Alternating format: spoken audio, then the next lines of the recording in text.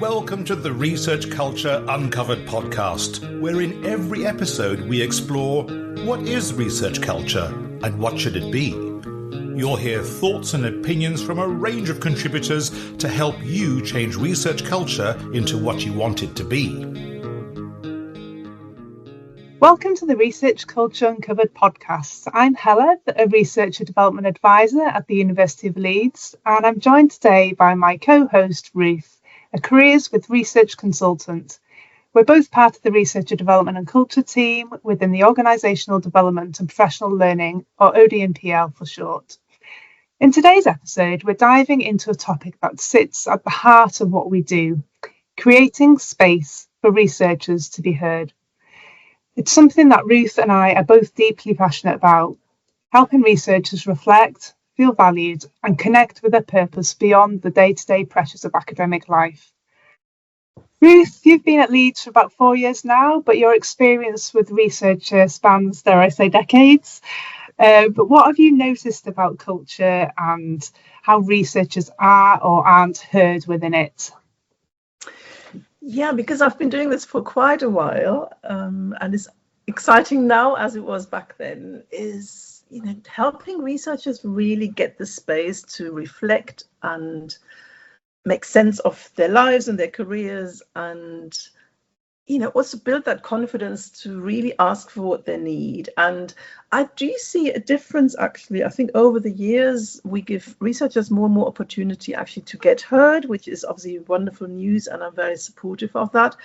So not just in the work that you and I do, Heledd, when we work one-to-one or workshops or webinars, but also across the university when we look at so many academics are so supportive of researchers these days and really want to create that connection and really want to create that positive research culture. And when you look at from our ECR action groups, the newsletter where we invite postdocs in, and the fellows, we have a lot of ways to communicate with them and engage with them and give them space to be heard in an official capacity, also on steering groups or postdoc associations. So I think there has been a shift, and I think it's becoming better and better, but there's still a lot to do, isn't there? Yeah, absolutely. I think, you're absolutely right. There has been a huge shift, and I've really seen it over the last few years.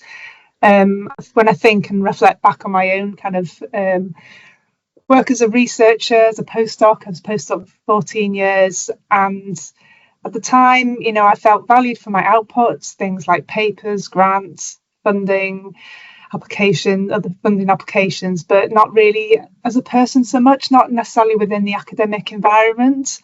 The time that I felt the most empowered, I think, as a researcher was when I did public engagement events, when I went out and spoke with the public, when I represented Alzheimer's Research UK for some of their events. And that's where I felt more seen and more heard and more valued. I didn't feel that same kind of value within the institution, which, is something that I think is changing, and there's a lot of movement in the sector, but I do still think we've got a long way to go, and things that we're doing in terms of the courses that we run, I think are a huge part of that. And now with my kind of career transition as a researcher developer, it's enabling being part of that journey and helping researchers feel more heard. And I'll kind of reflect just quickly on when I did my career transition, and it was doing career architect, which you have run at Leeds for a number of years, that really enabled me to kind of recognise my values, to explore my strengths, and to really see what my skills were. And it's so important to create that space for researchers to kind of reflect on who they are, not just within the scope of their research, but also as people. So can you share a moment when you saw someone shift once they genuinely felt listened to in any of the interactions you had with researchers? Yeah, I'll give you an example from Career Architect, because this is our 6 months program where we have the absolute pleasure to work with researchers very extensively, and helping them understand more about themselves and their strengths and their values and what they're passionate about, their interests, and then help them really find new opportunities. And for me, the wonderful thing is done it for many, many years. I know how people come in, they are worried.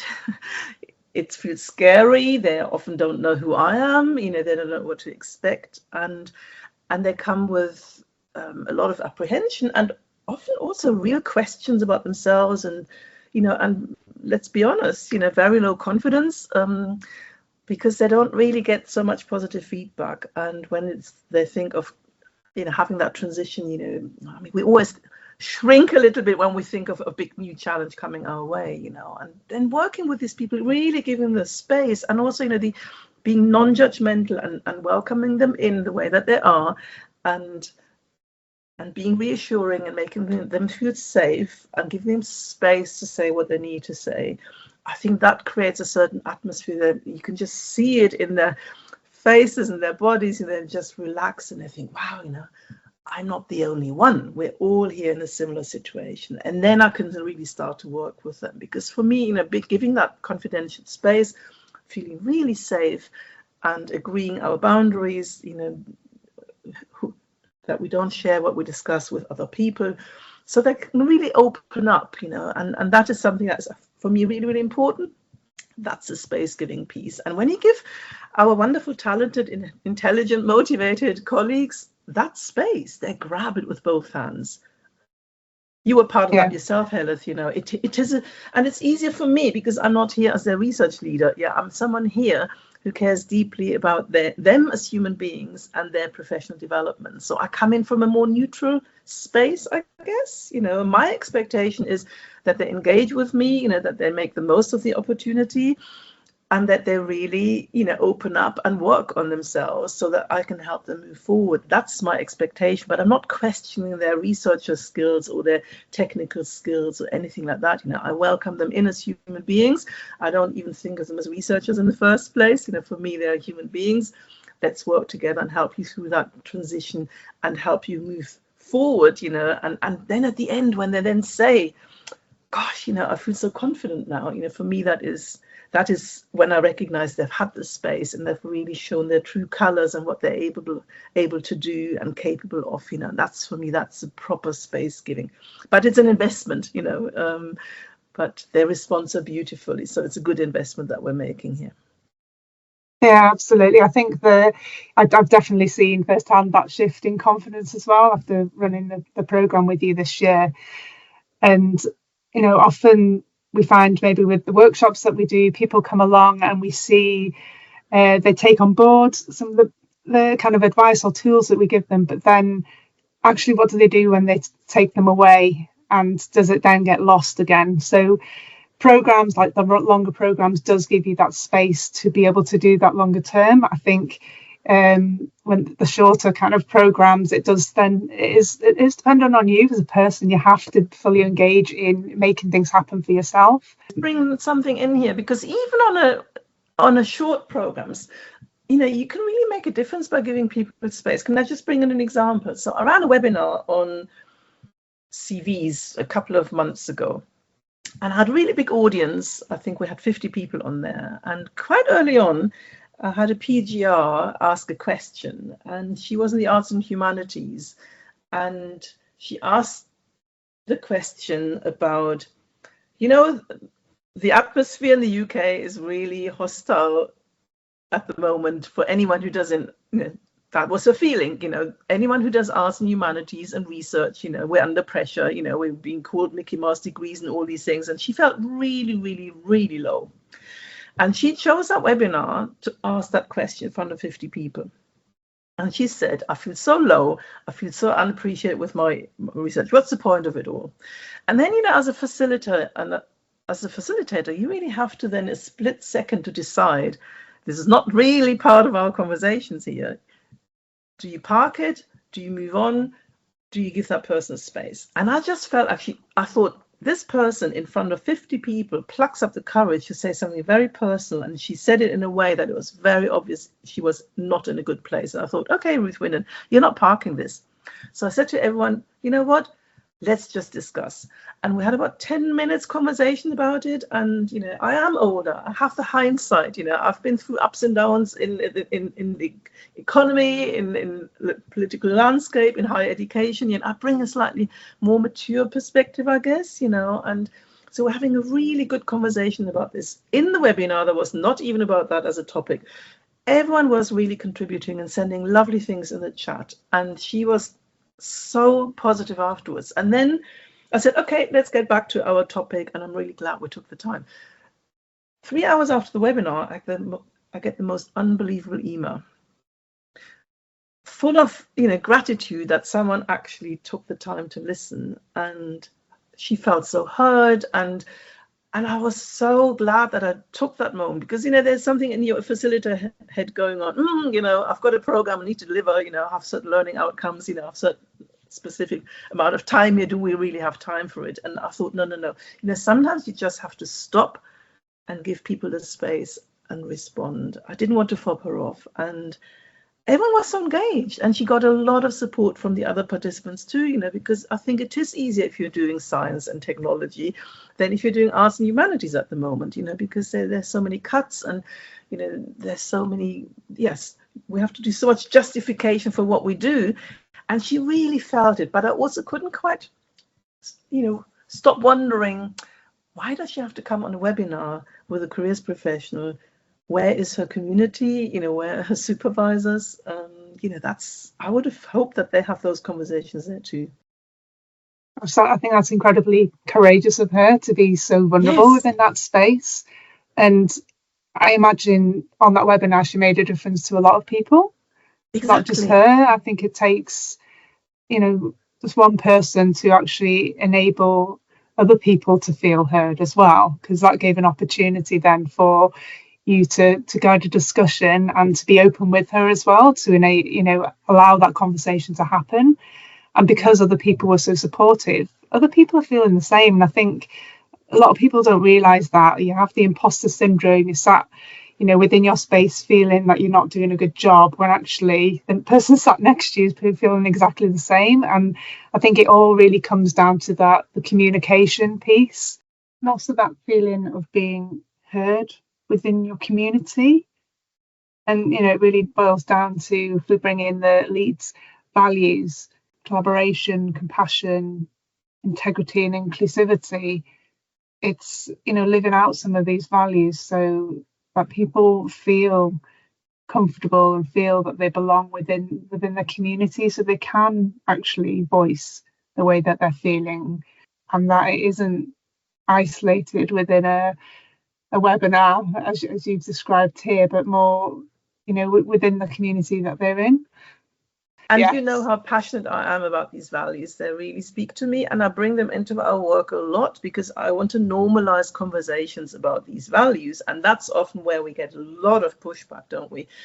Because not everyone feels that these values are being lived. And this is, again, about being heard, because I want to open the space for us and have those conversations. And you've been present when someone had quite a strong reaction to this, and I can take it. Let's have a conversation. It means a lot to people. It also means a lot to people when we hold these values up and they feel like they're not experiencing those values, And so for me, that's, creating that space to have those open conversations, feeling heard, and if they have issues, they can bring them in and we can discuss them. I think we often get a lot more issues than other people because we're seen as neutral colleagues, and whose role it is, to listen and to support and to guide. But also, and me, Heledd, I challenge a lot because I don't always agree with what people say, and that they don't have any agenda, or they don't have agency. They do have agency. We need to help them really speak up, speak out, step up. And those who do, I do think they get heard. I see a lot of that in our work. Yeah, no, absolutely. And I think for me, it's that people understanding what their own values are and understanding how they then fit in with their community around them. And something that I've taken actually from a lot of things we do into my mentoring kind of role. So I'm a mentor at the university. I always start my mentoring meetings with explore your values. Let's explore. Let's start there. Let's see what's important to you. And it's such a good basis, it's such a good starting point for then, the future work that you do on yourself and reflection, and enabling you to really hear yourself a little bit more and what's important to you. So just thinking a little bit more about, how do you kind of intentionally make space for reflection within workshops? Should we have a little bit more of a conversation about that? Yeah. I think for me, I've done a lot of work with, when I first started this role, I applied to the UKCGE for my supervisory practice, my informal role in supervision that I did a lot over my years as a postdoc. And having that space to kind of reflect and really think about, because I think researchers often don't maybe use that reflective practice, maybe more so in the STEM subjects. It will be a lot different in the arts and humanities, but just to have that time to kind of reflect on your own kind of practice and what you do. And I found it incredibly enlightening to go, okay, just to see the difference that I'd made, but almost naturally made some changes that I maybe wasn't necessarily aware of to make my supervisory practice better. And I wish I'd done so much more of it whilst I was a supervisor, and recognised how I'd helped people, not necessarily to change the way that I did things, but just to recognise what the practice and the good that I'd made in that time. Do you see what I mean? Yeah. I think for me, a lot is about, we want to give people space. I always start thinking these are extremely busy people. And so I really need to make it worth their while. And I need to offer something that they don't necessarily experience in a daily, in their daily lives. And that is really giving them time to step back and think and feel and reflect with their colleagues. Because what is so wonderful to see is, you give them the space, whether it's in a webinar or a workshop or a whole program, they come in, they're curious, they're there because they want to learn. And so creating that really safe space at the beginning is for me important. And I know you asked me to share a little bit how I do it, and because I do it on autopilot these days, it was really helpful to think, how do I actually do this? And so, for instance, I always insist I get the participant list beforehand, because I just want to see who's coming in.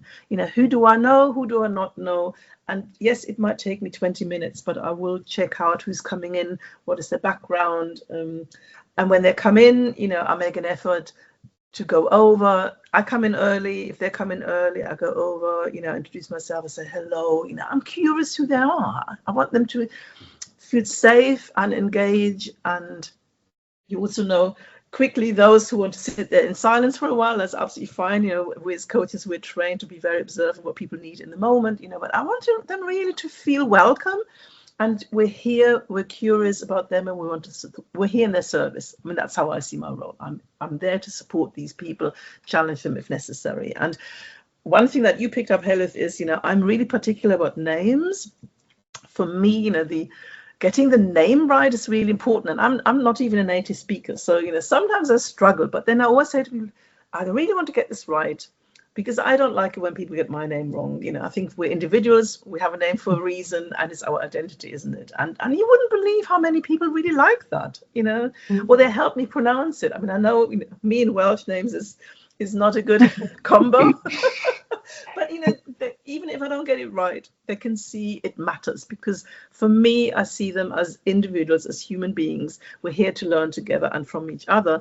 And that means I want to see them as individuals, as the people who they are, whatever their nationality or their background or their expertise doesn't, we're all unique. And that's where I come from. And I think, you can't really pretend to be that curious or open-minded. I think either you are, you're not, but they feel it, because they often say, oh, you really care. I say, of course I care. I think really that's the thing. to me.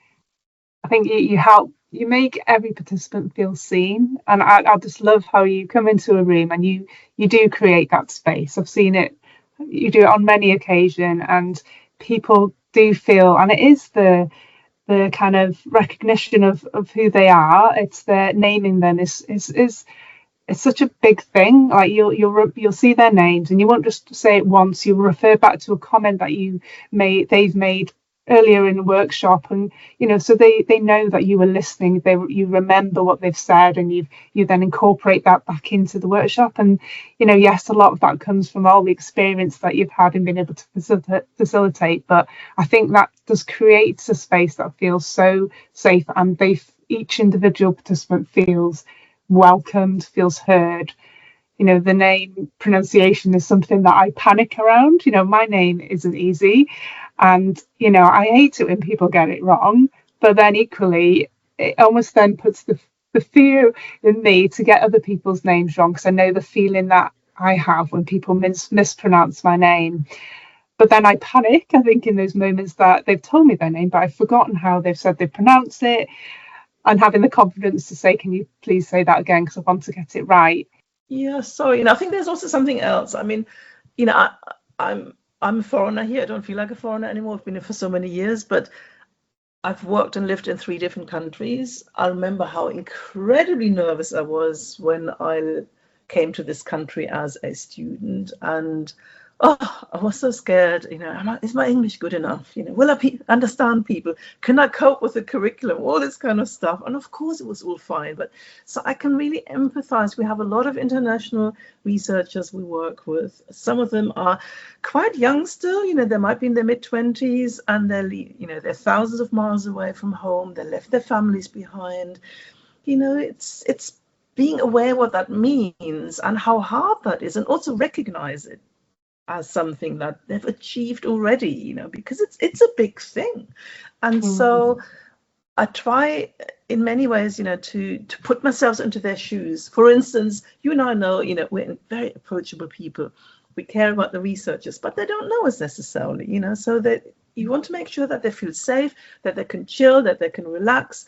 And for me also, I want to work with the people in the room and their challenges, and by having these little conversations also in the break time, I learn a lot about them, and then I can also bring them in because they want to share. You can see it in their faces when you ask them, and they don't have to share, they don't need to share, but they often want to share, and that makes them feel heard as well. So and it's interesting because I just do this automatically these days, and you asking me about it, noticing it. Oh, really? Do I do this? No, you do, and it's wonderful to see. It really is. And I think, as the workshop we held the other day, as the day went on, you could see that some of maybe the quieter voices in the room were actually felt comfortable to then speak up, which was just really nice to see. And I think as well, like you've already mentioned, we do have a lot of international students and a lot of people who, are here with English as a second language, and there are other barriers and other challenges. And for us as facilitators to be aware of being fully inclusive of everybody in the room, people who've got disabilities or other kind of challenges, to how do we help them be heard?